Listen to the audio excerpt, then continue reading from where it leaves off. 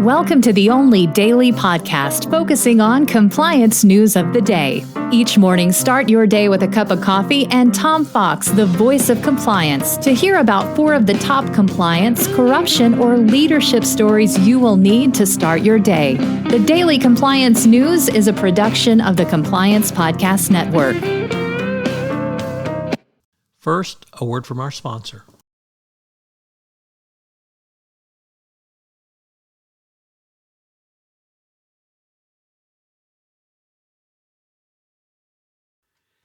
Daily Compliance News for September 15, 2022, the Toxic Customer Edition.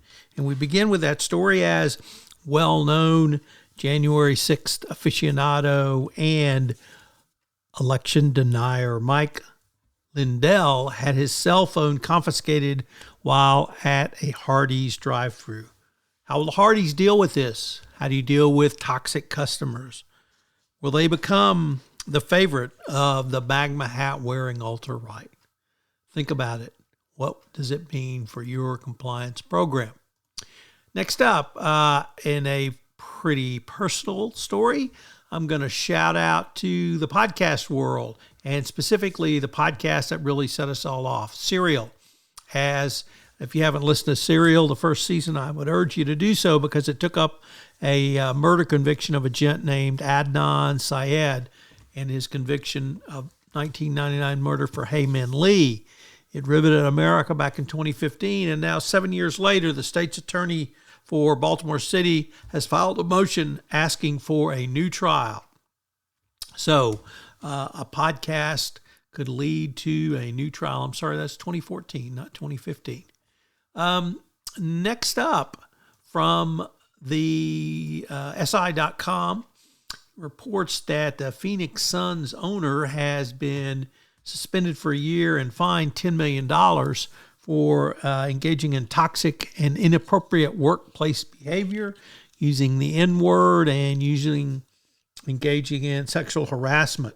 And so they've booted him for a year. Of course, the great thing is the Suns owner doesn't think he's done anything wrong and disagrees with the report's conclusions, but he's going to have to take the findings. So you begin to see the problem in sports ownership. Certainly we've seen it before, and just one more example.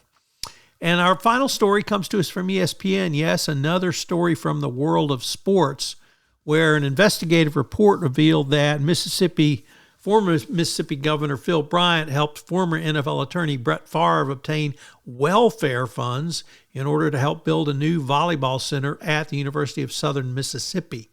There was a series of text messages and information, the favorite being that they didn't want this information to come out because pretty clearly it was not welfare funds. So not clear if there was a quid pro quo for it or not, but what else can you say about the state of Mississippi, where the poorest state in the nation, and they use welfare funds to build volleyball courts at their most famous son's university.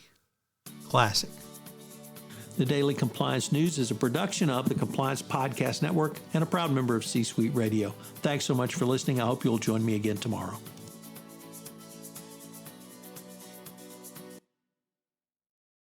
This podcast is a part of the C-Suite Radio Network. For more top business podcasts, visit c-suiteradio.com.